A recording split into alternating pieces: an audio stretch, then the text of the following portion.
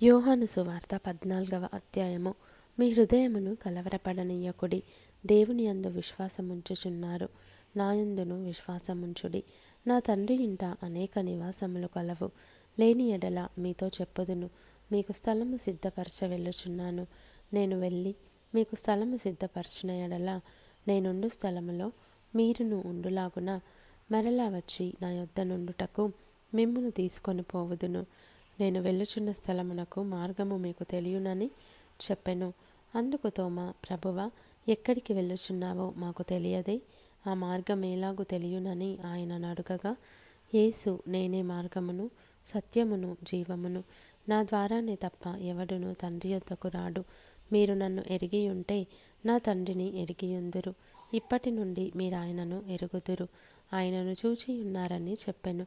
అప్పుడు ఫిలిప్పు, ప్రభువా, తండ్రిని మాకు కనబరచుము, మాకంతే చాలునని ఆయనతో చెప్పగా, యేసు, ఫిలిప్పు, నేను ఇంతకాలము మీ యొద్ద ఉండినను నీవు నన్ను ఎరుగవా? నన్ను చూచినవాడు తండ్రిని చూచి ఉన్నాడు గనుక తండ్రిని మాకు కనపరచుమని ఎలా చెప్పుచున్నావు? తండ్రి యందు నేనును నా యందు తండ్రియు ఉన్నామని నీవు నమ్ముటలేదా? నేను మీతో చెప్పుచున్న మాటలు నా యంతట నేనే చెప్పుటలేదు. తండ్రి నా యందు నివసించుచు తన క్రియలు చేయుచున్నాడు. తండ్రి యందు నేనును నా యందు తండ్రియు ఉన్నామని నమ్ముడి, లేదా ఈ క్రియల నిమిత్తమైనను నన్ను నమ్ముడి. నేను తండ్రి యొద్దకు వెళ్ళుచున్నాను గనుక నేను చేయు క్రియలు నా యందు విశ్వాసముంచువాడును చేయును. వాటికంటే మరి గొప్పవియు అతడు చేయునని మీతో నిశ్చయముగా చెప్పుచున్నాను. మీరు నా నామమును దేనిని అడుగుదురో తండ్రి కుమారుని యందు మహిమపరచబడుటకై దానిని చేతును. నా నామమున మీరు నన్నేమి అడిగినను నేను చేతును. మీరు నన్ను ప్రేమించిన ఎడల నా ఆజ్ఞలను గైకొందురు. నేను తండ్రిని వేడుకొందును, మీ యొద్ద ఎల్లప్పుడూ నుండుటకై ఆయన వేరొక ఆదరణకర్తను, అనగా సత్యస్వరూపియగు ఆత్మను మీకు అనుగ్రహించును. లోకము ఆయనను చూడదు, ఆయనను ఎరుగదు గనుక ఆయనను పొందనేరదు. మీరు ఆయనను ఎరుగుదురు. ఆయన మీతో కూడా నివసించును, మీలో ఉండును. మిమ్మును అనాథలనుగా విడువను, మీ యొద్దకు వద్దును. కొంతకాలమైన తర్వాత లోకము నన్ను మరి ఎన్నడూను చూడదు, అయితే మీరు నన్ను చూతురు. నేను జీవించుచున్నాను గనుక మీరును జీవింతురు. నేను నా తండ్రి యందును మీరు నా యందును నేను మీ యందును ఉన్నామని ఆ దినమున మీరెరుగుదురు. నా ఆజ్ఞలను అంగీకరించి వాటిని గైకొనువాడే నన్ను ప్రేమించువాడు.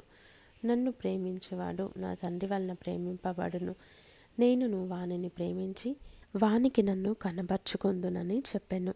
ఇస్కరియోతు కాని యూదా, ప్రభువా, నీవు లోకమునకు కాక మాకు మాత్రమే నిన్ను నీవు కనబర్చుకొంటకేమి సంభవించనని అడుగగా, యేసు, ఒకడు నన్ను ప్రేమించిన ఎడల వాడు నా మాట గైకొనును.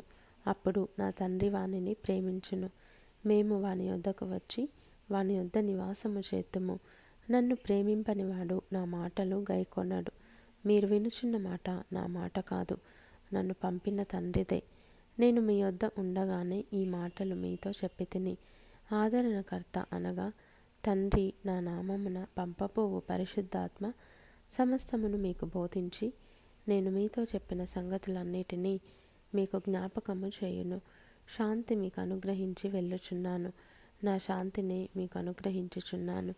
లోకమిచ్చినట్టుగా నేను మీకు అనుగ్రహించుటలేదు.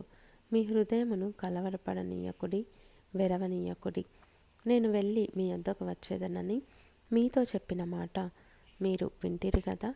తండ్రి నాకంటే గొప్పవాడు గనుక మీరు నన్ను ప్రేమించిన ఎడల నేను తండ్రి యొద్దకు వెళ్ళుచున్నానని మీరు సంతోషింతురు. ఈ సంగతి సంభవించినప్పుడు మీరు నమ్మవలెనని అది సంభవింపకముందే మీతో చెప్పుచున్నాను. ఇకను మీతో విస్తరించి మాటలాడను. ఈ లోకాధికారి వచ్చుచున్నాడు, నాతో వానికి సంబంధమేమీ లేదు. అయినను నేను తండ్రిని ప్రేమించుచున్నానని లోకము తెలుసుకొనున్నట్లు తండ్రి నాకు ఆజ్ఞాపించినది నెరవేర్చుటకు నేను ఇలాగు చేయుచున్నాను. లెండి, ఇక్కడ నుండి వెళ్ళుదము.